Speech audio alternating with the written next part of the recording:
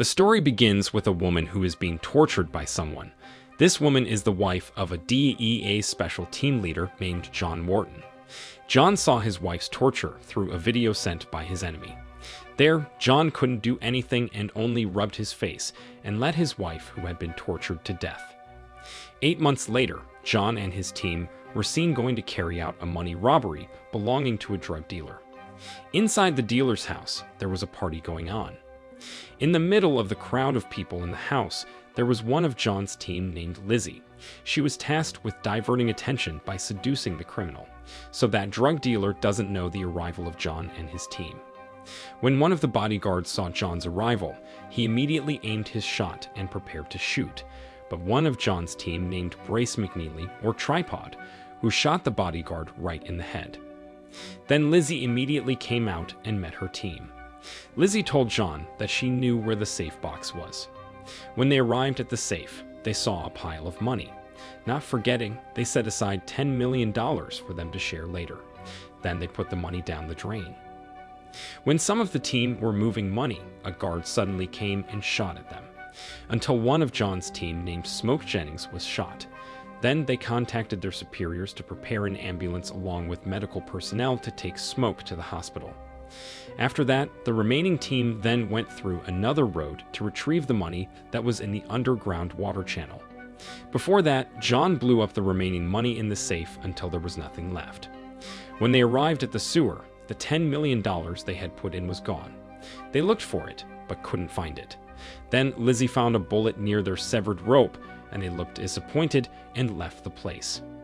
After that, at the office, all of John's team were interrogated by the officer who ordered them to steal the money.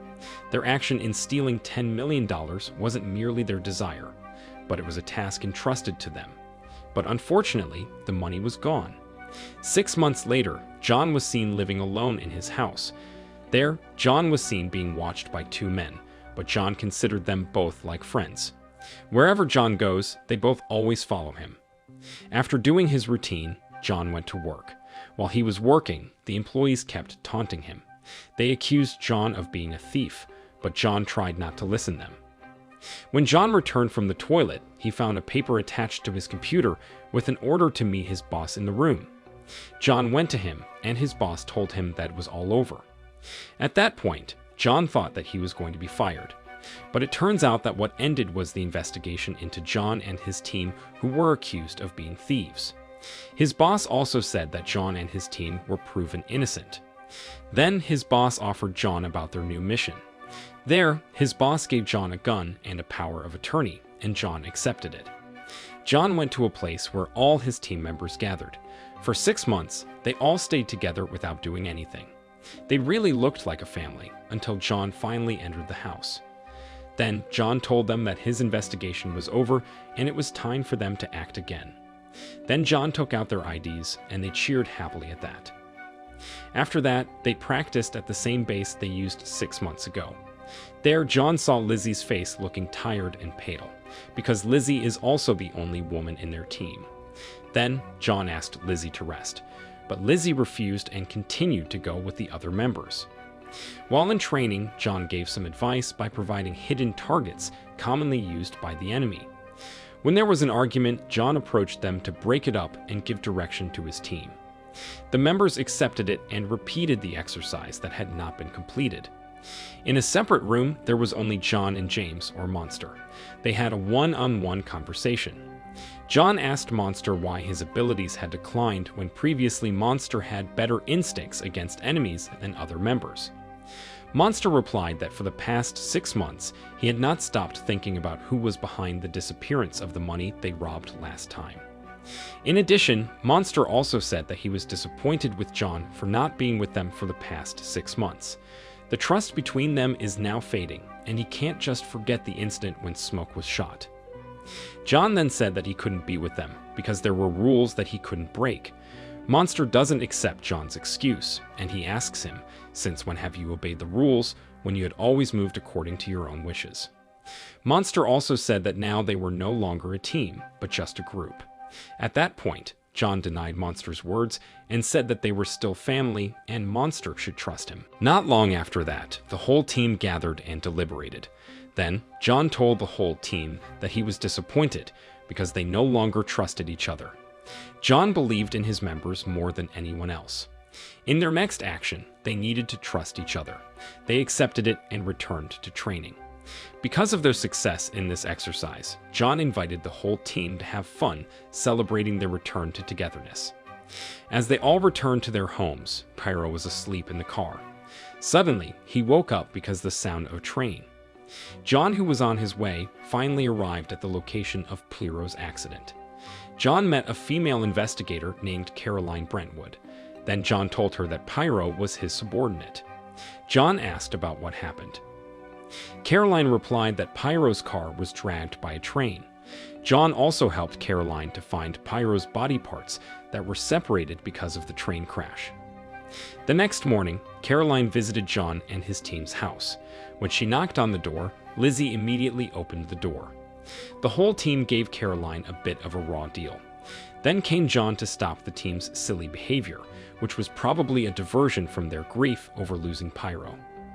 At night, John and Caroline met again, then went to Nick Jordan's house. After arriving at Nick's house, John called Nick, but no one answered him. Then they went into the house and were alerted because nothing was wrong in the house. There was Nick's corpse nailed to the ceiling of his house, and Caroline, who saw it, was shocked and frightened. After leaving the house, Caroline looked a little paranoid, plus all her clothes were covered in blood. Then the police came to immediately take down Nick's body. Then the body was taken to the hospital to be examined by a forensic doctor. The doctor told Caroline that Nick was bleeding out because the right side of his heart was punctured. Nick, who was a trained person, made the doctors curious because of his death. Then the forensic doctor also found a strand of hair attached to Nick's corpse.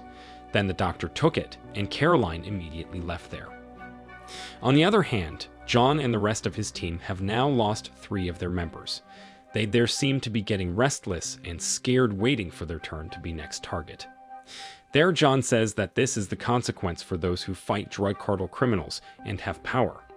Grinder, however, denies that the deaths of their members were not the cartel's doing, but that it could have been one of them. If it was the cartel criminals who killed their members, why didn't the criminals kill the FBI members who ordered them to carry out the mission? Grinder assumed that the house they were currently staying in was bugged by the enemy. Then a slightly emotional John grabbed Grinder and made Grinder's emotions subside. John tells Grinder to stop suspecting each other. Grinder threw up his hands and didn't reply to John's treatment of him.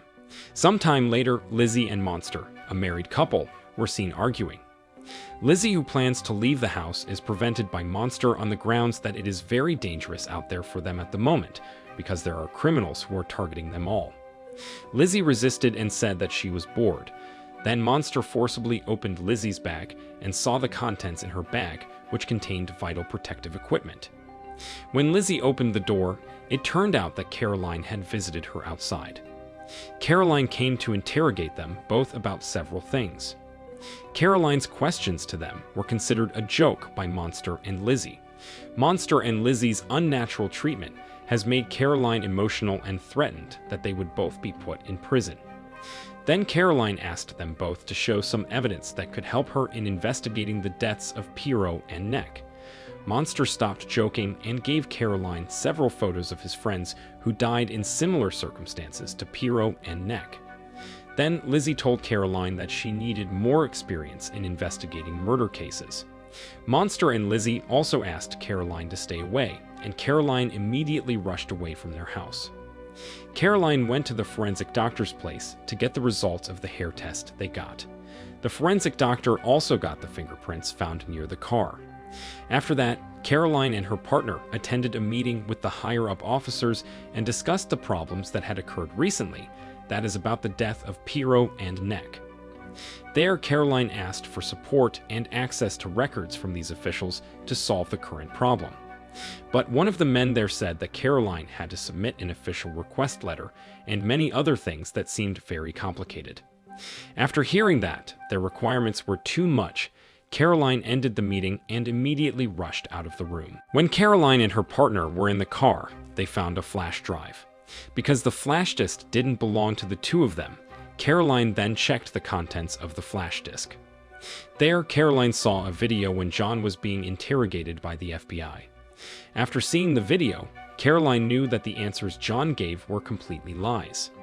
Then, Caroline rushed to John and told him why he didn't say that he was being investigated by the FBI for stealing money from the cartel. There, Caroline asked John to be honest with her. They talked for a long time until Caroline saw that John's belongings had been packed. John said that he would go to the place one of his members, Tripod. Tripod chose to isolate himself after the interrogation. Not long after that, the two of them immediately rushed to Tripod's house. In the morning, they arrived at their destination. Arriving there, John warned Caroline to be careful because there were many traps in case the enemy arrived. When John and Caroline arrived at Tripod's location, it turned out that there were already 4 armed men who also came to Tripod's house, and it seemed that they were targeting Tripod. Not long after, John and Caroline, who arrived late again, witnessed the death of John's members. Caroline then contacted her team to come to the scene immediately. After that, John and Caroline went to the forest to see the trail of criminals left behind. Not far from the scene, they found a man who died as a result of being hit by a tripod trap. John then saw a tattoo on the man's body, which was the identity of a world-class cartel criminal group. Then the two of them immediately left the man's corpse. Not long after that, Caroline was seen watching a video of a murder by criminals, and suddenly she was surprised by the arrival of Monster. Monster saw the video and told Caroline that they were members of cartels, the Guatemalan Special Forces. Monster also said that Tripod used to be a member of Navashield. Monster also claimed that Tripod had 10 times the ability of him. And now Monster has no hope anymore. Tripod, who is far greater than him, now dies easily in the hands of these criminals. He is just waiting for his turn. Caroline, who wanted to know Monster's purpose, she didn't want to mince words. Caroline asked Monster to immediately tell her everything about their team, including John. Monster also explained it to Caroline that 2 years ago, their team arrested Edgar Rios in Juarez. He was their biggest drug kingpin. They handed Edgar over to a group of Mexicans, but before they handed him over, Edgar was shot dead by a policewoman, and their problems were over. After the incident, John received a call from criminals who had kidnapped his wife and son. They kept him in Juarez, and they also made John an offer. If he turned himself in, his family would live. The criminals began torturing his wife and son to death. John then went to Juarez to find the perpetrators who killed his family, but he couldn't find them. Since then, John has been obsessed with getting his revenge. There, Monster confessed that he and the rest of the team could no longer understand John. Then suddenly John arrived, which made Monster a little nervous, because John heard the conversation between the two of them. Then John asked Monster to go home immediately. At night, Caroline, who's swimming, was suddenly surprised by John's arrival. Now they are both at Caroline's house to discuss the Guatemalan troops who killed Tripod. John then shows other evidence that he got from Tripod's corpse to show Caroline. John there only let Caroline see the evidence, but he didn't give it completely to Caroline. In the morning, Caroline and her partner went somewhere to confirm the match between the fingerprints she had with the fingerprints John gave her. After getting strong enough evidence, Caroline and her partner were finally able to use their power to order several police officers to conduct a raid on a high-rise house. On the other hand, John and his team were seen waiting where their target was. John uses Caroline to find out where the target is. They just need to wait and be alert and then act together. Not long after, John got the location and they all rushed away with their weapons. All the enemies have now been eliminated, and they find several jerry cans containing the drugs they've been looking for. However, Monster knew something and said that the people they killed weren't members of cartels. When John and his team left the house, Caroline was outside with the police. Then Caroline asked John what he was doing. John replied that he had just done his job. At that point, Caroline immediately realized and told John that she had been used. John was just silent and then left. Elsewhere, 2 men were seen on a boat lifting their fishing nets. However, instead of fish, they got human corpses. The bodies are predicted to be the Guatemalans who killed Tripod. The corpse was also wrapped with a wire so that it would not float. When the corpse was being examined by a forensic doctor, Caroline remembered that if it really was the person who killed Tripod, there must be a tattoo that shows the same identity. Caroline checked, and sure enough, the three corpses each had the same tattoo as the corpse she and John found in the forest. Even more astonishing, according to forensic doctors, the deaths of the Guatemalans were predicted about 1 week ago. That is, they were not the ones who made Pyro and Neck's deaths, but someone else was trying to use their names as the cause of Pyro and Neck's deaths. On the other hand, John was seen again watching the video of his wife's torture until she was shot dead by the villain. It seemed that John was still the same John. He could never let go of his wife and child. Then, after that scene, Lizzie, Monster, Sugar, and Grinder waiting for John's arrival. John then asked them who exactly was hunting them. Lizzie said that one of them did it. Lizzie said it could have been John or Grinder or Sugar or even her husband, Monster. Grinder said it could also be Lizzie. However, Monster, who didn't accept it, immediately confirmed Lizzie's words. Monster looked frustrated as the situation became increasingly uncontrollable. Then Monster and Grinder pointed their guns at each other. John then said, if indeed one of them was the culprit, why is it so heartless to kill teammates who they even consider as family? Lizzie then replied that the reason was money, and Sugar assumed that one of their members was paid to kill another.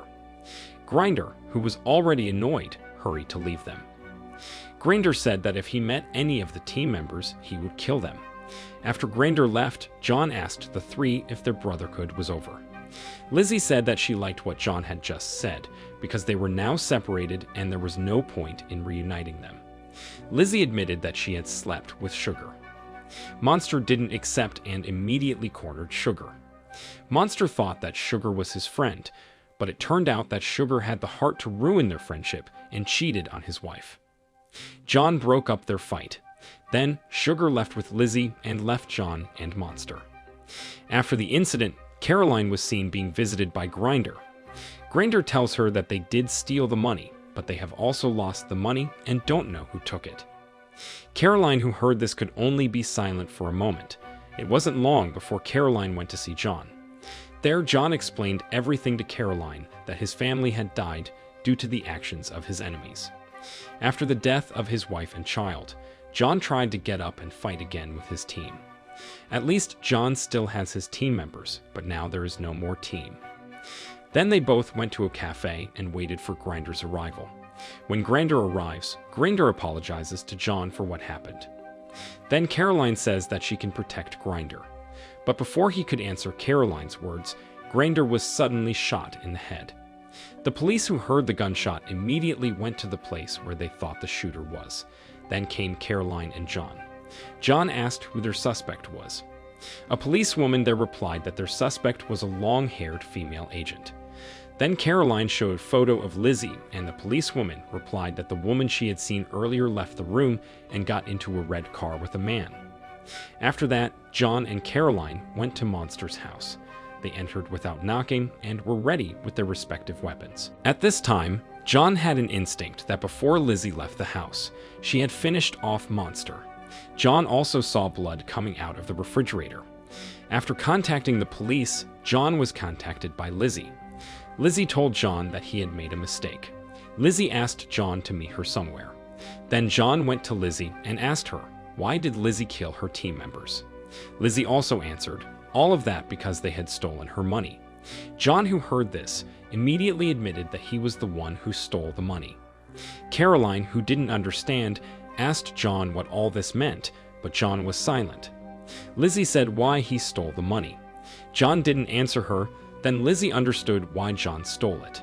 All because of his family, a family that he has not yet to let go of. There, Caroline was upset with John for killing her suspect, and John told Caroline to be a good woman and told her to leave. As Caroline looks rather stressed, her partner comes in and asks what happened. At the same time, John has disappeared from their presence. Elsewhere in Mexico, John is seen going to someone and asking about the whereabouts of the perpetrator who made his family die. The person is silent and remains silent. John also gave some plastic money so that he could tell the location of the mastermind behind his family's death. The person was finally tempted by John's money and told the whereabouts of the figure he was looking for. Not long after that, John was in a bar looking for the culprit. He looked at the faces of the people in the bar and matched them with the photo he was holding. Then John saw a man with a hat talking to a woman. John knew that the man was his target and continued to monitor him. Then John finished him off. After the situation was safe, John sat back at his table and enjoyed his soda. After all this story, the movie ended.